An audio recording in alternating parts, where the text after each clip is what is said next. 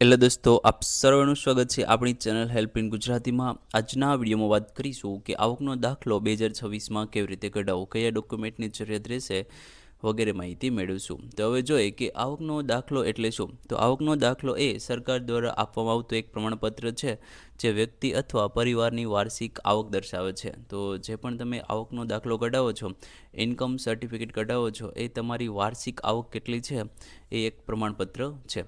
હવે જોઈએ કે આવકના દાખલાનો ઉપયોગ ક્યાં થાય છે, ઇન્કમ સર્ટિફિકેટ છે એનો ઉપયોગ કઈ જગ્યાએ તમે કરી શકો છો। તો અલગ અલગ જગ્યાએ તમે એનો ઉપયોગ કરી શકો છો, જેમ કે સ્કોલરશિપ એટલે કે શિષ્યવૃત્તિ મેળવવા માટે। જો કોઈ સ્ટુડન્ટ હોય એને શિષ્યવૃત્તિનો લાભ લેવો હોય તો એના વાલી હોય છે એના આવકનો દાખલાની જરૂરિયાત હોય છે, તો એ માટે જરૂરી હોય છે। ત્યારબાદ છે ઈડબ્લ્યુએસ ઓબીસીના લાભ માટે। જો તમે ઈડબ્લ્યુએસ કે ઓબીસી વર્ગમાં આવતા હોય તો એમાં જે લાભ મળે છે એ લાભ લેવો હોય તો તમારે આવકના દાખલાની જરૂરિયાત રહેશે। ત્યારબાદ સરકારી યોજનાઓમાં લાભ લેવા માટે તમારે કોઈ પણ સરકારી યોજનામાં લાભ લેવો હોય તો પણ આવકના દાખલાની જરૂરિયાત રહે છે। વિવિધ લોન અને સહાય યોજના માટે પણ જરૂરી છે। કોલેજ એડમિશન માટે પણ આવકના દાખલાની જરૂરિયાત હોય છે। હવે જોઈએ કે આવકનો દાખલો કઢાવવા માટે જરૂરી ડોક્યુમેન્ટ, તો તમારે કયા ડોક્યુમેન્ટની જરૂરિયાત હોય છે। તો એમાં તમારે આધાર કાર્ડ છે, રેશન કાર્ડ છે, રહેઠાણનો પુરાવો છે, આવકનો પુરાવો છે જેમાં તમે સેલરી સ્લીપ છે, ઇન્કમ પ્રૂફ છે, આઈટીઆર છે વગેરે તમે આપી શકો છો। બેંક પાસબુકની જરૂરિયાત રહેશે, પાસપોર્ટ સાઇઝના ફોટાની જરૂરિયાત રહેશે અને તમારા મોબાઈલ નંબરની જરૂરિયાત રહેશે। આટલા ડોક્યુમેન્ટ સાથે તમે આવકનો દાખલો કઢાવી શકો છો। હવે જોઈએ કે આવકનો દાખલો ઇન્કમ સર્ટિફિકેટ કેવી રીતે કઢાવવું।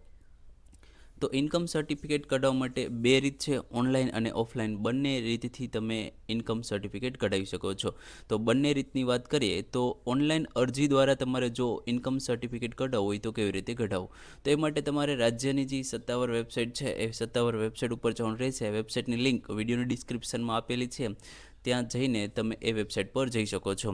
ત્યાં તમારે ઇન્કમ સર્ટિફિકેટ છે એ પસંદ કરવાનું રહેશે, ત્યારબાદ લોગિન કે રજિસ્ટ્રેશન કરવાનું રહેશે। જો તમે પહેલી વાર જે વેબસાઇટ ઉપર જતા હોય તો તમારે રજિસ્ટ્રેશન કરવાનું રહેશે અને તમે વેબસાઇટ ઉપર પહેલાં અગાઉ તમે વિઝિટ કરેલું છે તો તમારે લોગિન કરવાનું રહેશે। ત્યારબાદ ફોર્મમાં આપેલી તમામ માહિતી ભરવાની રહેશે। જે માહિતી હોય છે એ વ્યવસ્થિત તમારે ભરવાની રહેશે। જરૂરી જે પણ ડોક્યુમેન્ટ માંગેલા હોય એ ડોક્યુમેન્ટ તમારે પીડીએફ અથવા તો જેપીજી સ્વરૂપે અપલોડ કરવાની રહેશે। ત્યારબાદ માહિતી તપાસી અરજીને સબમિટ કરવાની રહેશે। તો જે પણ માહિતી ભરી છે એ બધી માહિતી ભરીને તમારે જે પણ તમારી અરજી છે એ સબમિટ કરવાની રહેશે। પછી તમને એપ્લિકેશન નંબર મળશે, તેનાથી તમે અરજીની સ્થિતિ ચેક કરી શકો છો। તો તમને એક એપ્લિકેશન નંબર મળશે, વ્યવસ્થિત લખી લેવાનો રહેશે। એ આધારે તમે જોઈ શકો છો કે તમારી પ્રોસેસ કેટલી થઈ છે। તો 5 થી 10 દિવસની અંદર તમને આવકનો દાખલો છે, ઇન્કમ સર્ટિફિકેટ છે એ ઓનલાઈન તમને મળી જશે। હવે જોઈએ કે ઓફલાઈન કચેરીએ જઈને તમારે સર્ટિફિકેટ કઢાવવું હોય તો એ માટે કઈ પ્રોસેસ છે। તો તમારી નજીકની જે પણ જનસેવા કેન્દ્ર કે તાલુકા કચેરી છે ત્યાં તમારે રૂબરૂ જવાનું રહેશે। આવકના દાખલા કઢાવવા માટેનું ફોર્મ છે એ તમારે વ્યવસ્થિત ત્યાં માંગીને ભરવાનું રહેશે।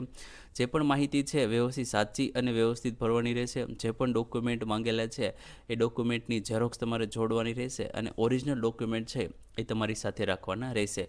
અરજીને તમારે ત્યાં સબમિટ કરવાની રહેશે અને થોડા દિવસની અંદર તમને આવકનો દાખલો મળી જશે। તો જોઈએ કે આવકનો દાખલો કઢાવવામાં કેટલો સમય લાગી શકે છે। તો 1 થી 3 દિવસની અંદર તમને દાખલો મળી જશે, ક્યારેક 7 થી 15 દિવસનો સમય પણ લાગી શકે છે। અને ફીઝની વાત કરીએ તો 20 થી 50 રૂપિયા સુધીની તમને ફીસ લાગી શકે છે ઓનલાઈન, અને જો ઓફલાઈનની વાત કરીએ તો 50 થી 100 રૂપિયા સુધીની ફીસ હોય છે।